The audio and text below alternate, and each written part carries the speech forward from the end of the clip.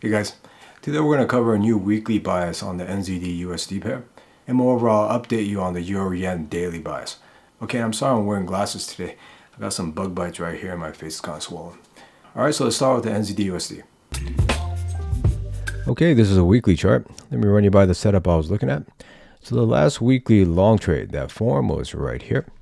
And about a month ago, there was a weekly short trade that formed right here. And if you recall, right at this point right here, there was lower confirmation confirming this bias to be long. Or in other words, price is likely to reach this pivot high before reaching this pivot low. And last week, that main target was hit right here. And then moreover, simultaneously, there was a new weekly short trade that formed right here. Okay, so the new risk parameters is between this pivot high and this pivot low. And at this point, I'm waiting for the lower confirmations to confirm this bias, whether long or short. Okay, so first let's review what happened on this earlier bias right here. And then I'll go over what I'm looking for in terms of lower confirmations for this new weekly bias right here. So let's go over to the 1 hour chart.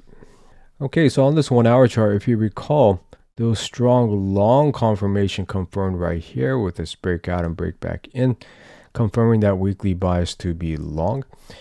And then moreover, there was an aggressive long entry setup that formed at this level right here, which will make the stop loss level at this pivot right here and its main target up here. However, I did not take this long entry, for I was waiting for even higher time frame confirmations for that bias. However, in this case, price went straight up to its main target a couple weeks back. Okay, so let's go on to that new weekly bias. Get rid of these, move up a little. Okay, so after that initial weekly bias's main target was hit right here, a new weekly bias formed. At the current moment, I'm looking at this trend line from this pivot to this pivot right here.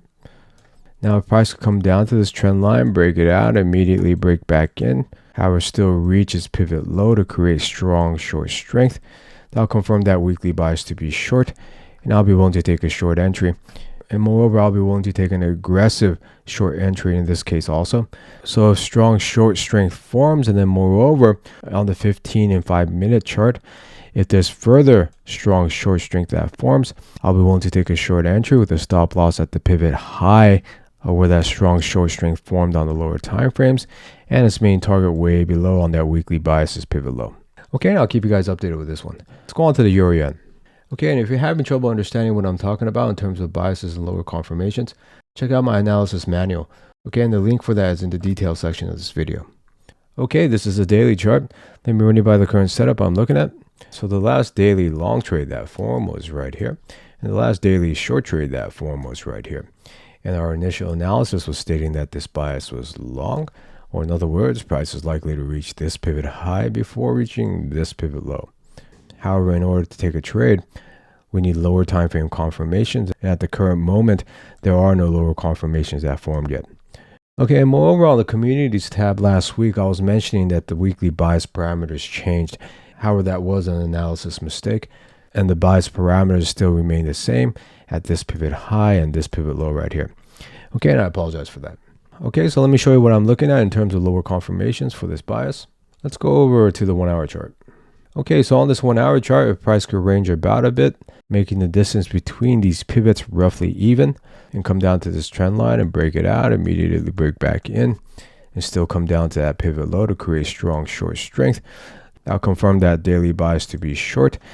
And again, in this case also, I'll be willing to take an aggressive short entry, which is going to give me a much better risk to reward ratio.